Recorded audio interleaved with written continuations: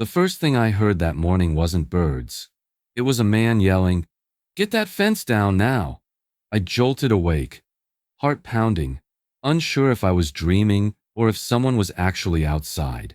When I threw on my robe and stepped out onto the porch, the crisp North Carolina air hit me, along with the sight that would change everything.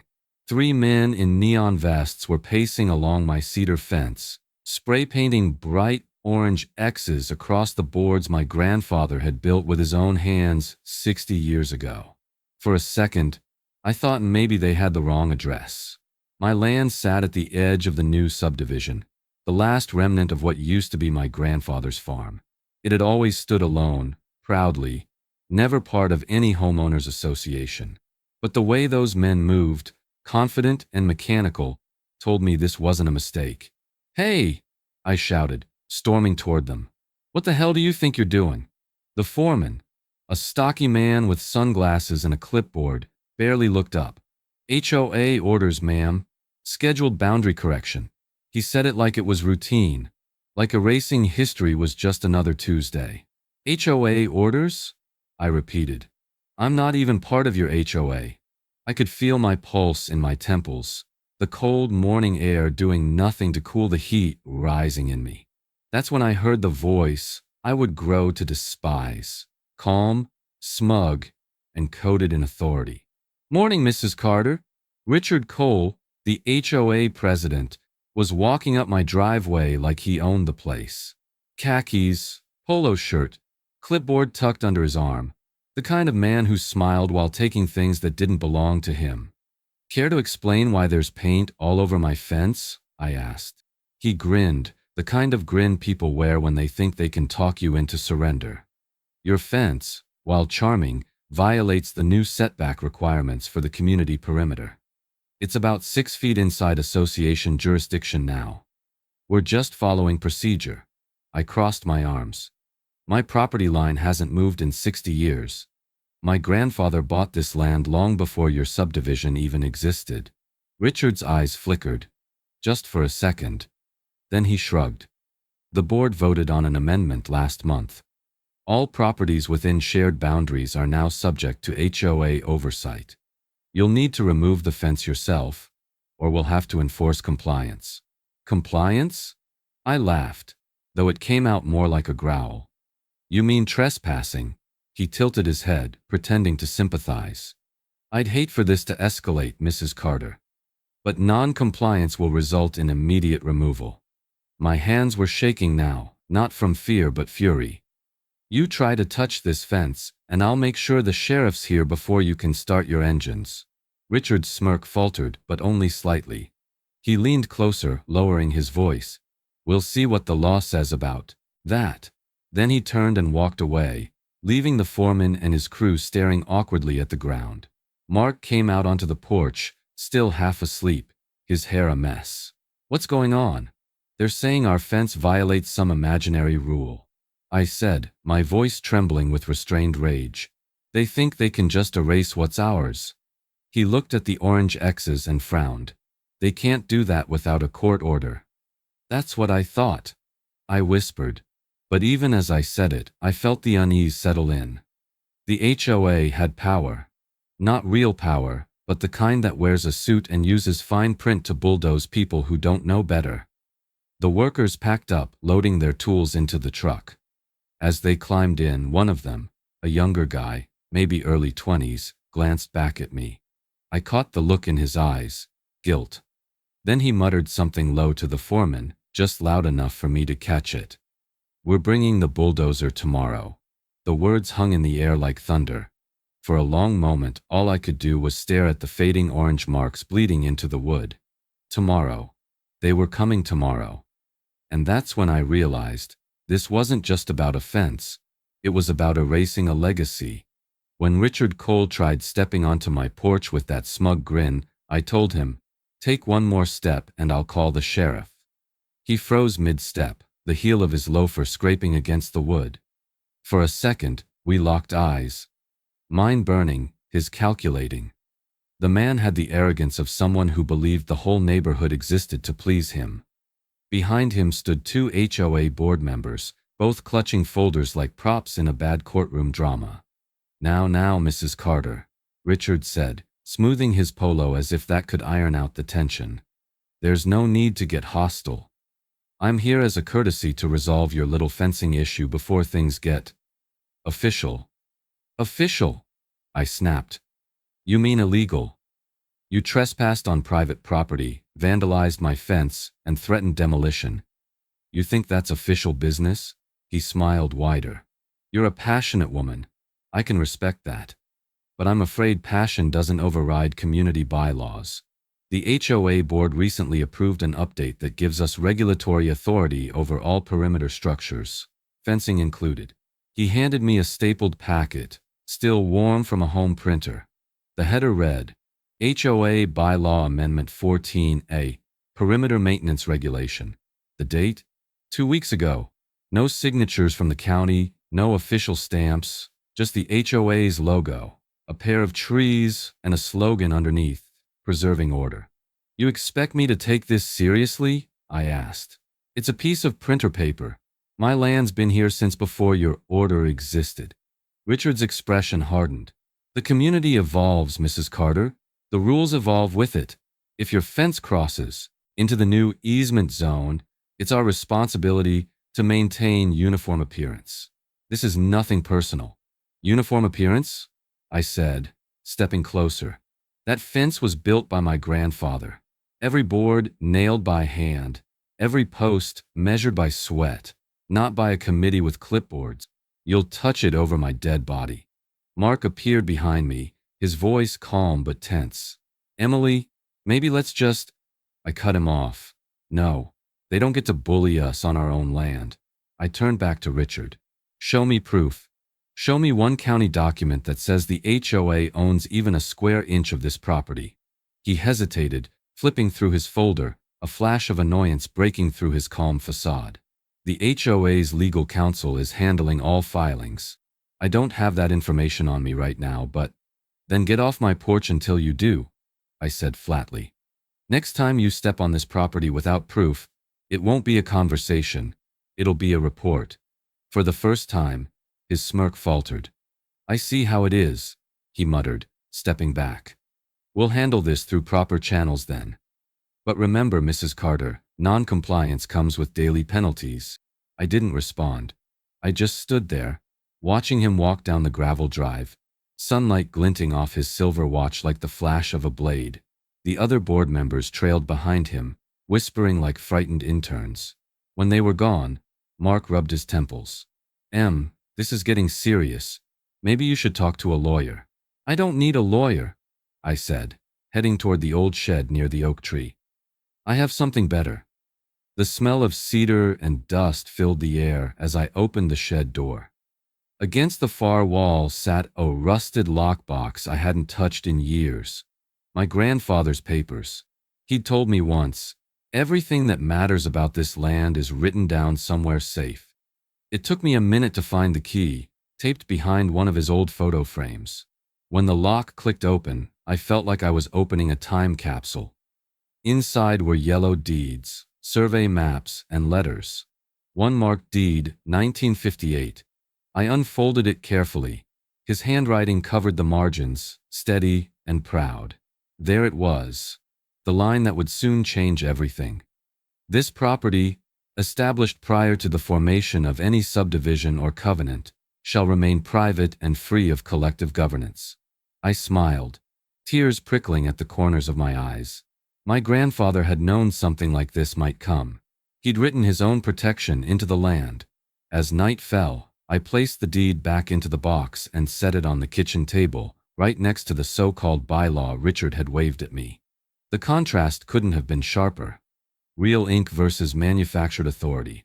Mark was dozing on the couch when I heard the soft scrape of paper against the floor. I turned to see an envelope slide under the front door, plain white with the HOA seal stamped in blue. My stomach tightened as I opened it. Notice of demolition, scheduled Monday 9:02 a.m. I pulled that metal box from under the floorboards like a time capsule my grandfather left for war.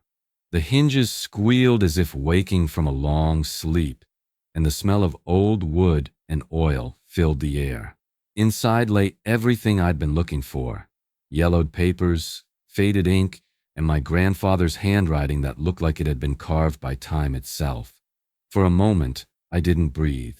It felt like holding history in my hands, like touching a part of him that refused to die. The first document I unfolded was thick and brittle, the kind of paper that could crumble if you breathed too hard. Across the top, stamped in fading black ink, were the words, County Court, Registered Deed, 1958. My throat tightened. I brushed off the dust with my sleeve, uncovering his signature at the bottom. Thomas R. Carter, signed before a county judge, and in the margins, written in my grandfather's unmistakable scrawl, was a line that made my pulse quicken. This property, established prior to subdivision formation, shall remain sovereign and free from collective regulation. Sovereign. Free. Those two words hit harder than any legal argument Richard Cole could print on his cheap paper. My hands trembled as I traced the letters. My grandfather had fought for this land, literally and legally. He'd been a Korean War veteran, a man who came home and built his life one board at a time. That fence wasn't just wood, it was a promise. I sat back on my heels, surrounded by decades of dust, and for the first time since the HOA had shown up, I felt something stronger than anger. I felt purpose. When I closed my eyes, the memory came rushing back. The afternoon sun, the smell of sawdust, my small hands clutching a hammer far too big for me. "Hold it steady, Em," Grandpa had said, his voice gravelly but kind. "A fence isn't about keeping people out. It's about marking what you've earned, your freedom lines." I remember asking him what that meant. He smiled, wiped the sweat from his forehead, and tapped the top of a cedar post. "These lines remind you where you stand, and if someone ever tries to move them, you fight to put them back." The echo of his voice filled the shed like a ghost refusing to rest. I opened another folder. Tax receipts, a survey map, and a notarized statement from a county judge affirming that the Carter property was independent of the Maple Grove subdivision and exempt from Homeowners Association authority. I exhaled a shaky laugh. All this time, the proof had been sitting beneath my feet. Legal nugget: pre-HOA deeds can legally exempt properties from modern subdivision authority, meaning no HOA, no president, no bylaw can override that kind of grandfathered ownership. Those old deeds are ironclad if they're properly recorded. I stood up and looked around the shed, sunlight cutting through the dust like a spotlight on truth. The orange spray paint still stained my fence outside, but for the first time, I wasn't scared. I had evidence, not emotion, not pride, but legal proof that this land was mine and had always been mine. Mark found me hours later, sitting on the floor with the papers spread around me. "You've been out here forever," he said gently. "Did you find anything?" I smiled faintly and held up the deed. "Yeah, I found our freedom lines." He crouched beside me, scanning the page. "Can this stop them?" "It has to," I said. "This isn't just an old paper. It's a shield. They can't bulldoze history." We sat there for a while, listening to the evening crickets. The house behind us felt smaller, quieter, but the land felt alive. I could almost hear Grandpa chuckling somewhere, saying, "Told you to keep it safe, kiddo." As night settled in, I placed the deed in a plastic sleeve and set it on the kitchen table, right where the morning light would hit it. I told myself I'd take it to the county office first thing. But before I could even pour my coffee the next morning, I heard it. The low guttural growl of diesel engines outside my property line. The kind of sound that makes your stomach twist before your mind even catches up. I looked out the window and saw them. The bulldozer, the crew. The HOA banners on their trucks. They were back. That bulldozer aimed at my fence like a loaded weapon. The roar of the engine rattled through my chest, deep and low, like a storm crawling across the ground. The machine stood just beyond my driveway, its metal blade glinting in the morning sun, already coated in dirt from other jobs, other fences, other homes. This wasn't a mistake. It was an execution. I grabbed my phone, my hands trembling but steady enough to hit record. The video blinked to life, catching the workers adjusting their helmets, waiting for a signal. I could smell gasoline in the air, sharp and heavy. The fence, my grandfather's fence, cast long shadows across the yard. Richard Cole was there, of course. He stood a few feet behind the crew, clipboard tucked under his arm like a weapon of his own. He looked almost cheerful, like this was just another morning chore. "Mrs. Carter," he called, his voice loud enough for the whole street to hear. "This is your final opportunity to comply voluntarily. If you obstruct official maintenance, we'll have to file obstruction fines and potential legal penalties." "Obstruction?" I shouted back. "You mean trespassing?" I stepped forward, boots crunching on gravel. "You're not touching that fence without a court order, and you damn well know it." He smirked.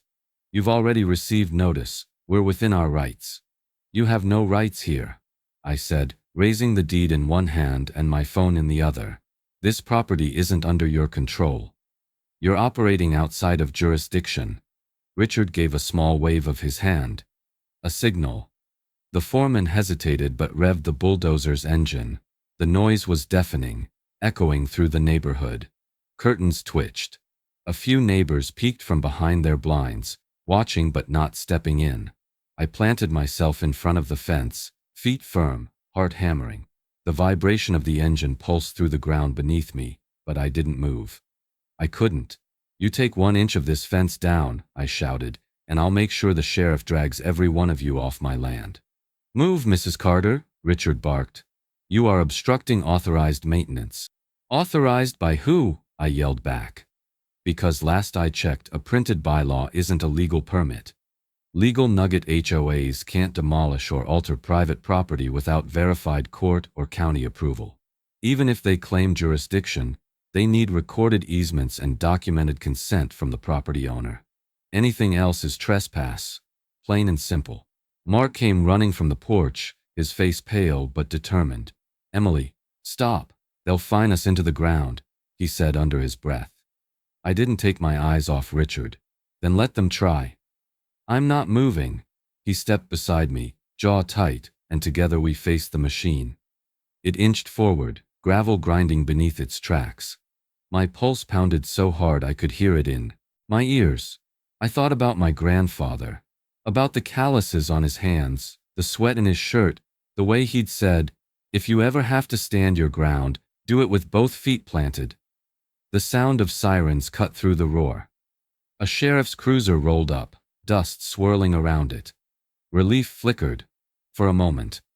The deputy stepped out, hat in hand, squinting at the scene. "What's going on here?" he asked. Richard was quick to answer. "We're executing a lawful demolition under HOA authority. The homeowner is refusing to cooperate." I turned to the deputy. "This is my property. Here's the deed. County registered. Predates the HOA by decades. They're trespassing." He took both documents, Richard's printed bylaw and my worn deed, looking between them like he was trying to solve a riddle. "This isn't really clear," he muttered. "I'm going to need to contact the county clerk." "While you do that," Richard said, "we'll continue with scheduled maintenance." "The hell you will," I snapped. "Touch that fence, and you'll answer to the law." For a few long seconds, no one moved. Just the rumble of the idling engine, the sheriff's uncertain stare, and Richard's simmering frustration. Then, silence. The bulldozer shut down. The foreman looked uneasy, glancing toward the road. I turned to see why. A sleek black sedan was pulling up, quiet and deliberate. It didn't belong to the sheriff's department or the HOA board. The driver's door opened, and a woman stepped out. Mid-30s, calm, composed, briefcase in hand. Her gray suit caught the sunlight. "Good morning," she said, her voice steady. "I'm Karen Blake. I represent the HOA as legal counsel." Her eyes flicked from the bulldozer to my fence, then to me, and for the first time all morning, I saw hesitation in someone's face that wasn't mine. 5 people behind folding tables decided they owned my land, and I was about to prove them wrong. The HOA clubhouse smelled like stale coffee and cheap carpet glue. Fluorescent lights hummed overhead as I walked in, clutching a folder that weighed more than it should. Every seat in the room faced a long plastic table where 5 board members sat in a perfect row, each with a stack of papers and a smug sense of control. Richard Cole sat at the center like a king surrounded by his court, tapping his pen against his clipboard. "Mrs. Carter," he said, not bothering to stand, "thank you for joining us on such short notice. We'd like to resolve this matter quickly and civilly." "Civilly?" I echoed, lowering myself into a metal chair that screeched against the linoleum. "Your crew tried to bulldoze my fence. You call that civil?" Richard forced a smile. "There appears to have been a misunderstanding about boundaries and maintenance jurisdiction. That's precisely what this meeting is for, to clarify authority and ensure compliance." "Compliance," I muttered under my breath. "Your favorite word." At the far end of the table sat Karen Blake, the HOA's attorney, the woman who had stepped out of that black sedan yesterday. She was quiet, unreadable, flipping through a few pages of my deed that I'd handed her before the meeting. Her brow creased slightly as she reached the handwritten clause at the bottom. She looked up at Richard, then back at me. There was something in her eyes, concern, maybe even doubt. Richard cleared his throat. "For the record, Mrs. Carter's fence violates Article 14A, subsection C, regarding perimeter uniformity. She's been notified twice and continues to obstruct authorized HOA maintenance. The board will now review her defense before proceeding to a vote."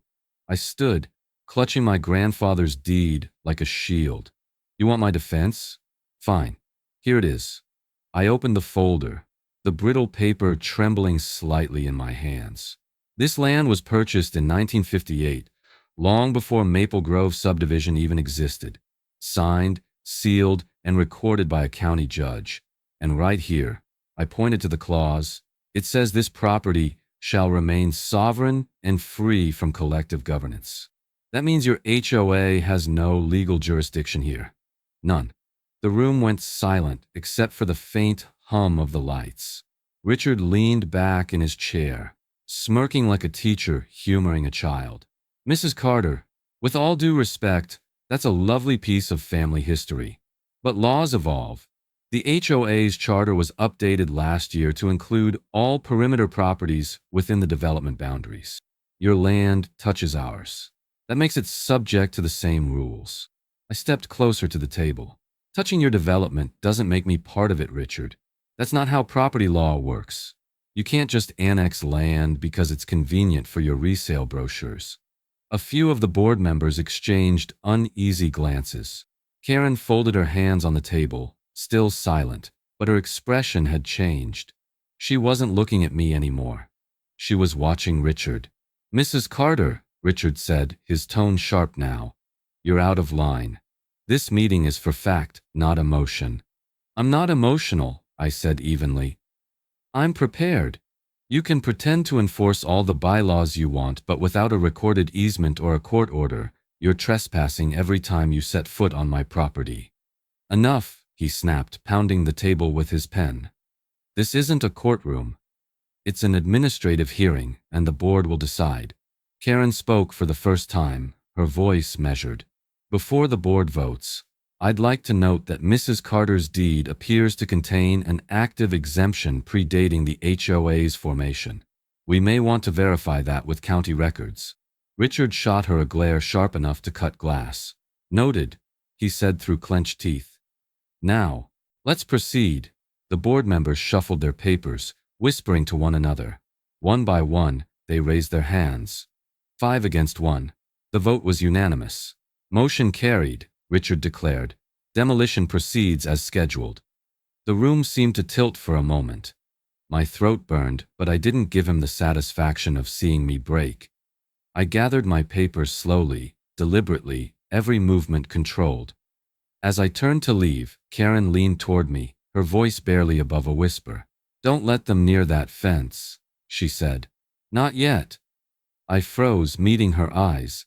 There was no arrogance there. Only warning. Whatever she'd seen in that deed, it was enough to shake her. Outside, the cold air hit me like a slap. The clubhouse door closed behind me, muffling the sound of Richard's gavel. but his words echoed anyway. Demolition proceeds as scheduled. If truth existed anywhere, it was buried in the courthouse basement under 50 years of dust. That's exactly where I found myself the next morning. Under flickering fluorescent lights, surrounded by boxes that hadn't been touched since before I was born. The air was thick with the smell of old paper and mildew, the kind of place where secrets go to sleep. My neighbor, Earl Thompson, shuffled in beside me, his cane tapping the floor. Earl was 81, a lifelong resident of this county. He'd lived here long before Maple Grove sprouted its cookie-cutter houses. "Your granddad and I used to come here back in the day," he said, running his fingers along the wooden shelves. "He always said, if the county wrote it down, it still counts." I smiled faintly, clutching the folder with my grandfather's deed. Then let's hope he was right. We started pulling ledgers from the shelves, massive books with cracked spines and yellowing pages. The clerk upstairs had told me that anything older than the 1970s hadn't been digitized. That meant if I wanted proof, I'd have to find it the old-fashioned way, by hand. 2 hours in, my back ached and my patience was wearing thin. Page after page of property records, survey maps, and signatures blurred together. "You sure we're looking in the right place?" I asked. Earl chuckled softly. "Truth don't usually sit on top. You gotta dig."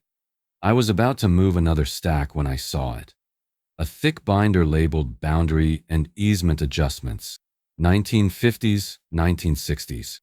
My fingers tingled as I flipped it open. Inside were sketches of parcels drawn in faded ink. And there, near the edge of the page, was a rectangular outline marked T.R. Carter. My grandfather's initials. My pulse kicked up. I traced the lines carefully. To the side of the parcel, a note had been written in looping cursive. "Parcel exempt from subdivision annexation under Ordinance 12B, per owner request and judicial approval." I stared at those words like they were written in fire. My property, my grandfather's land, wasn't just old. It was legally excluded from every single HOA that came after. "Earl," I whispered, "look at this." He leaned in, squinting through his glasses. "Well, I'll be damned," he said. "That right there is what we call a boundary exclusion. They can't touch you, Emily. Not legally. Legal nugget historic boundary exclusions override newer HOA filings. If a property was documented before a subdivision or HOA existed, and the records include any exemption or judicial approval, that land cannot be retroactively absorbed or regulated, even if it shares a border. Those clauses are legally binding unless revoked by a court, which almost never happens." I took photos of every page, careful not to smudge the ink. The clerk made certified copies for me, her eyebrows lifting when she saw the date. "You realize this is practically a relic," she said. "Most people never find stuff like this." "Yeah," I said, taking the stamped copies. "And most people don't have a fence worth fighting for." When I got home, the sun was already setting behind the hills. I spread the papers across my kitchen table like a battlefield map. Deed, survey, exclusion record, all connecting perfectly. For the first time in weeks, I felt like I had the upper hand. I scanned everything and attached the files to an email addressed to Karen Blake. My message was short and simple. Found proof. Boundary exclusion, 1958. This should end it. Hours passed. The house was silent except for the hum of the fridge and the ticking of the kitchen clock. Mark had already gone to bed, but I couldn't sleep. My phone sat beside me, screen dark, until it finally lit up near midnight. Unknown number. I hesitated, then answered. "Hello?" Karen's voice was low, almost a whisper. "Emily, I got your email."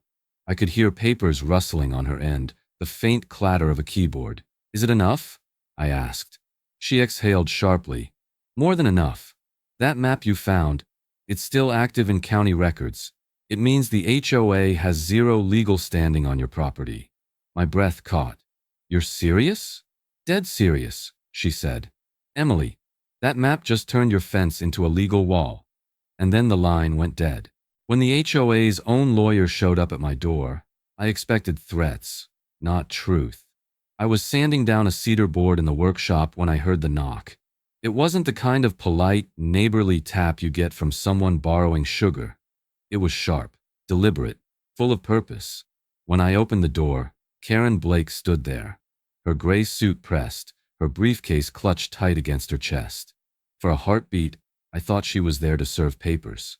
"Ms. Blake," I said carefully, wiping sawdust off my hands. "You're braver than most HOA reps, showing up unannounced." She gave a faint, tired smile. "I'm not here as their attorney today, Emily. I'm here because I can't keep pretending I don't know what's going on." That caught my attention. "Then come in." We sat at the kitchen table, the same table buried last night in papers and maps. Karen set her briefcase down but didn't open it. Her hands trembled slightly. Not from fear, but from restraint. "I reviewed the documents you sent," she began quietly. "Your grandfather's deed, the county exclusion, the old survey maps. They're legitimate, completely legitimate." "I know they are," I said, keeping my voice steady. "But Richard doesn't care about legitimate. He cares about control." Karen nodded slowly. "And that's the problem. The HOA's boundary map was altered last year before it was filed. The coordinates were changed to include your property. Richard did it himself. I didn't catch it at the time because it came through as an administrative update. But once I compared it to your 1958 exclusion, it's obvious. He falsified the filing." I leaned back, feeling the air leave my lungs.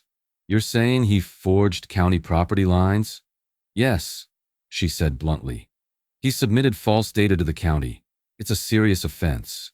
But if you record your deed and exclusion now, you'll secure your claim before he can try to manipulate the records again." She opened her briefcase and pulled out a small stack of documents. "These are the forms you'll need. Take your grandfather's deed and that county map to the clerk's office. Get them notarized and re-recorded under your name. Once that's done, he can't touch your property without a court battle, and he'd lose." For a long moment, I didn't say anything. I just watched her. The same woman who, 3 days ago, had stood beside Richard like his shadow was now sitting at my table, whispering like she was crossing enemy lines. "Why are you helping me?" I asked finally. Karen's expression softened. "Because the law isn't supposed to be used as a weapon. I became a lawyer to protect people, not to help someone destroy their home. If Richard's willing to forge documents for power, he doesn't deserve my silence." Her words hung heavy between us. I nodded slowly. "You realize this could cost you your job."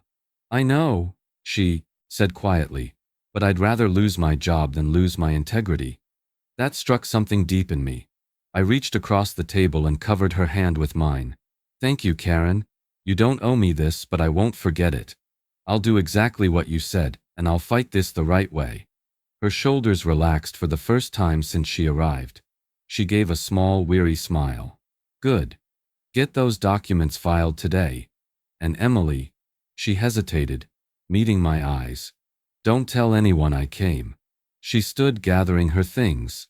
The morning light caught her face, and for the first time she looked more like a person than an attorney, someone caught between right and ruin.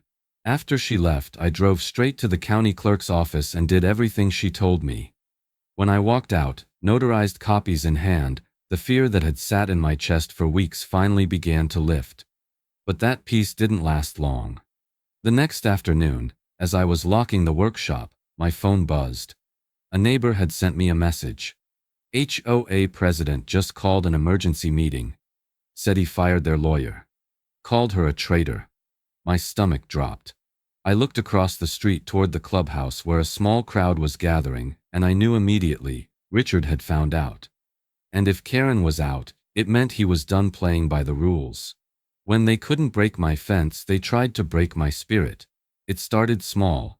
A single letter in the mailbox with that same blue HOA seal. Then another. Then 3 more. Within a week, I was getting daily notices accusing me of things that bordered on absurd. Unapproved decorations, improper landscaping, noise disturbances after 9 p.m. They fined me for a flag I'd flown for years, for a garden gnome that had been there since the day we moved in, even for the sound of my workshop tools during daylight hours. Each envelope carried the same cold tone, like they were written by a machine programmed to harass. Richard's signature sat proudly at the bottom of every page. Mark tried to keep me calm, but the stress seeped into everything.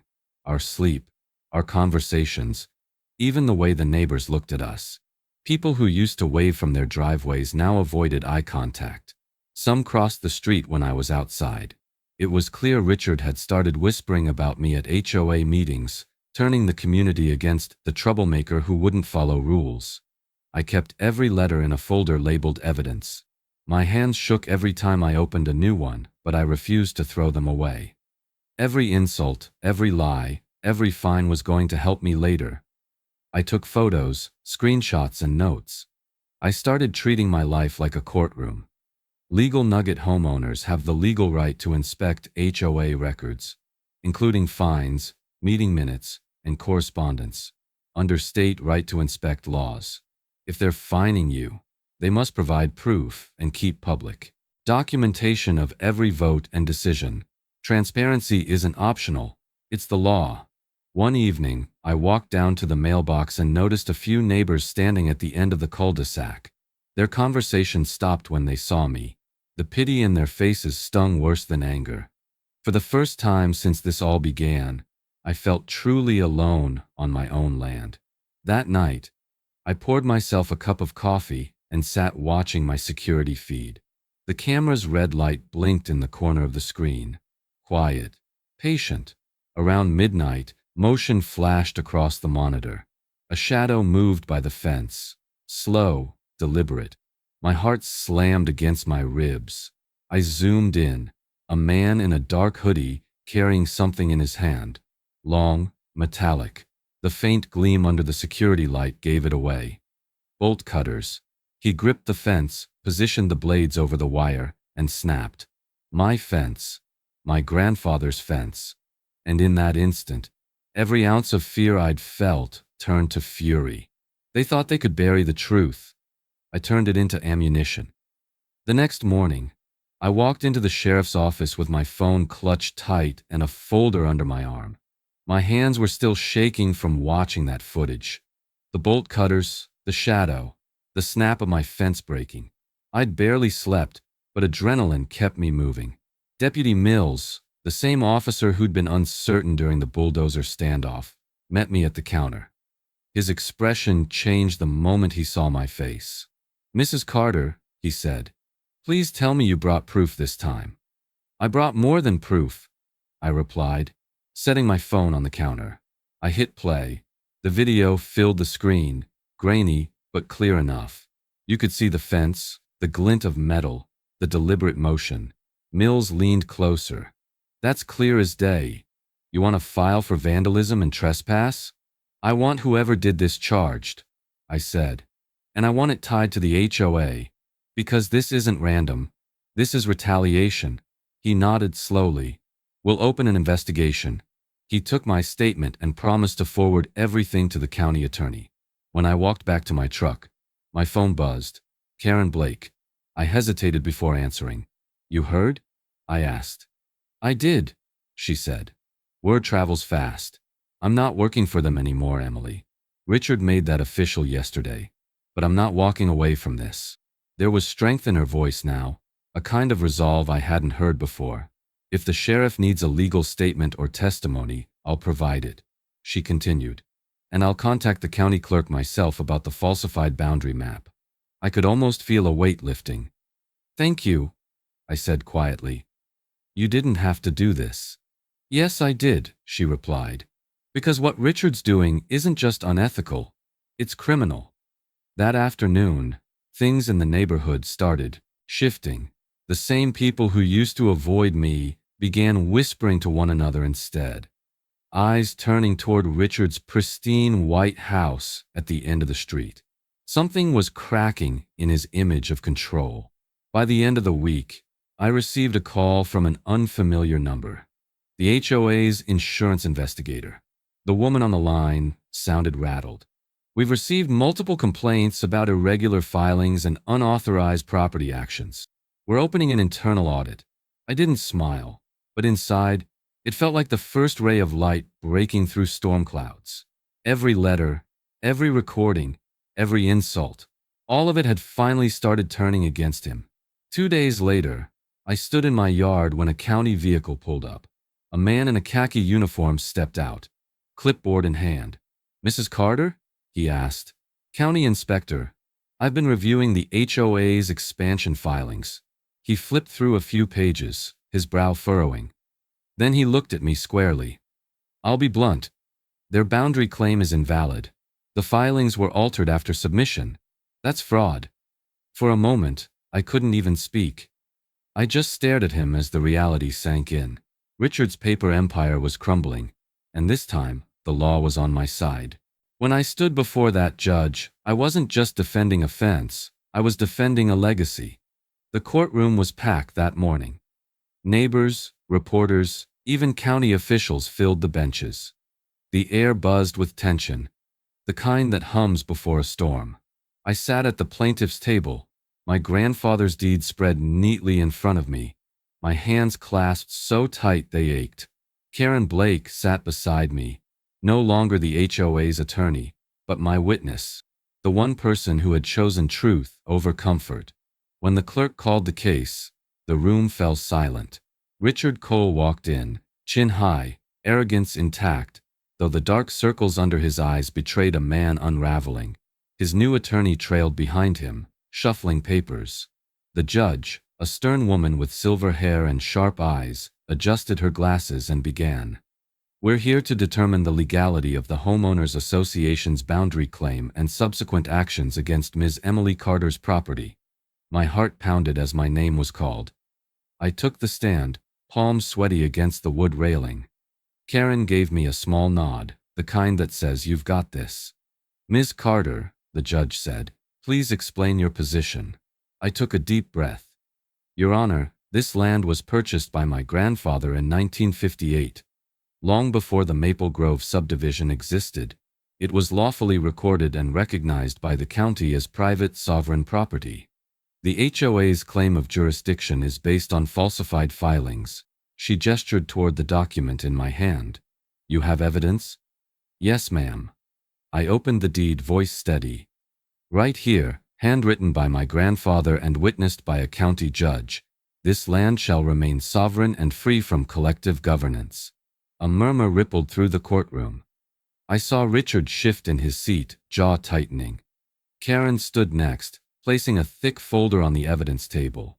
"Your Honor," she said, "these are copies of the HOA's boundary filings, alongside the county's original records. The coordinates were altered, deliberately. The original documents excluded Ms. Carter's property entirely." The judge's brow furrowed. "Are you suggesting forgery?" Karen nodded. "Not suggesting, Your Honor. Confirming." Richard slammed his hand on the table. "That's a lie," he barked. "She's a disgraced lawyer trying to save her reputation. None of this." "Mr. Cole," the judge snapped. "One more outburst and you'll be removed." He sank back, seething. Legal nugget falsifying county land filings is a felony offense in all 50 states. It's considered fraud, punishable by fines, restitution, and in many cases, imprisonment. The judge flipped through the pages in silence, her expression unreadable. After what felt like an eternity, she set the folder down and looked up at me. "Ms. Carter," she said finally, her voice steady but warm, "it seems your grandfather's words have stood the test of time." My throat tightened. Then she added, "Your grandfather just won this case from beyond the grave." Justice sounds like a hammer striking cedar, and that's the sound I woke up to. For weeks, the yard had been a battlefield. The broken posts, the splintered boards, the gouges in the dirt, all of it stood as a reminder of what the HOA tried to take. But that morning, when I stepped onto my porch, I didn't see destruction. I saw justice in motion. A construction crew, hired by order of the court, was out front rebuilding the fence they had once torn down. The smell of freshly cut cedar filled the air, sweet and sharp, the same scent I remembered from my childhood. Every thud of a hammer was a victory, a steady rhythm of redemption. The judge's ruling had been clear. The HOA was to restore my fence to its original condition and compensate me for damages, legal fees, and emotional distress. For the first time since this nightmare began, I didn't feel like a target. I felt like I'd reclaimed something sacred. Neighbors gathered quietly along the sidewalk, some of them holding coffee cups, others just watching with guilty eyes. People who'd once avoided me now nodded politely, whispering things like, "She really did it," and "Guess Richard's done for." Their sympathy had come too late, but it didn't matter anymore. Richard Cole, the man who'd spent months tormenting me, wasn't at the site. He couldn't be. He was facing criminal charges for forgery, document falsification, and harassment. The sheriff's department had raided the HOA office a week earlier, seizing computers and files. When I'd seen the local news segment, Richard had been escorted out in handcuffs. The same man who'd once stood on my property and ordered me to comply or pay. I stood near the fence line, arms crossed, watching as the workers carefully set each new post. A young man adjusted the alignment and glanced my way. "This is good wood," he said. "It'll outlast all of us." "Good," I replied. "That's how it should be." A familiar voice called from behind me. "You always were stubborn." I turned to see Karen Blake walking up the driveway, a faint smile playing on her lips. She looked different, lighter somehow. No briefcase, no tension in her shoulders, just calm. "I didn't expect to see you here," I said. "I wanted to," she replied. "I needed to see this end the way it should have. With you winning." I nodded, emotion catching in my throat. "You helped make that happen, Karen. Don't forget that." She smiled again, glancing at the workers as they hammered the final boards into place. Sometimes the law actually gets it right. We stood together in silence, watching as the crew finished the last panel. When they finally stepped back, the fence looked almost identical to how it had decades ago. Proud, straight, defiant. I walked up to it slowly and ran my hand along the smooth cedar, feeling the weight of every fight, every sleepless night, every threat I'd endured. "This fence," I said softly, "stands for every homeowner who refused to bow." Karen nodded. "And for everyone who still will." The wind picked up, carrying the scent of cedar through the yard. For the first time in months, I felt peace. The kind that only comes when you win the right way. My grandfather once told me, "If you let them move your fence, they'll move your freedom next." Those words had echoed in my head since the day Richard Cole and his bulldozer first showed up at my gate. Now, months later, as the sun bled orange across the horizon, I stood before that same fence, rebuilt, stronger, and more meaningful than ever. The smell of cedar lingered in the air, mingling with the faint scent of cut grass and spring rain. It was peaceful now, the kind of quiet that comes only after a storm. I held my grandfather's hammer in my hands, the one he'd used to build this fence decades ago. The wood of the handle was worn smooth, the metal head dented from a lifetime of work.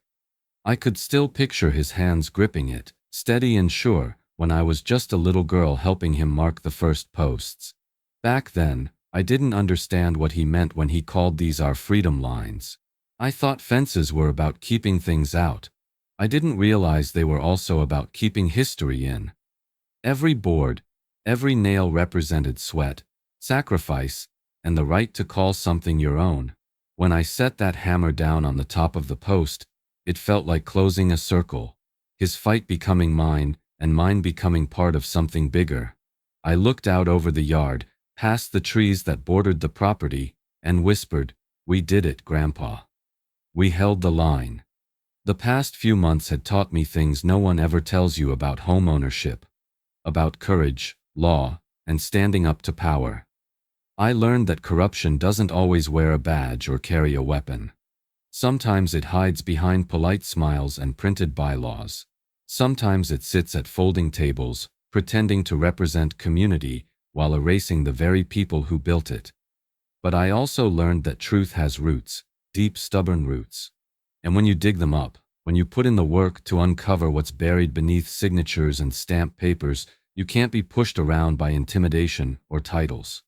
You fight back with proof, not fear. That's the message I want anyone watching this to take with them. If you own land, if you've inherited it, if it means something to you, document everything. Know your boundaries, your rights, your local laws. HOAs have rules, but so do homeowners. Don't assume they're the same. I've heard from so many people since this fight began. Veterans, single moms, retirees, all battling HOAs that act more like small dictatorships than neighborhood committees. You're not alone in that fight. I wasn't either. The difference is what you do when they come for what's yours. You can either bow your head and sign their fines, or you can plant your boots and say, "Not this time." I chose the latter, and I'd do it again 1,000 times over. I turned to the camera one last time, the golden light framing the fence behind me. What would you do if your family's land stood in their way? Tell me below. Your story might be next. If you like this story, then like, share, and subscribe. The camera caught one final image, the hammer resting on the cedar post, glowing in the sunset like a relic from another time. The wind picked up, brushing through the grass, whispering through the fence board. I looked down the line, that perfect, unbroken stretch of wood, and smiled. They tried to bulldoze my fence, I said softly. Instead, they uncovered the truth buried beneath it. Fade to black.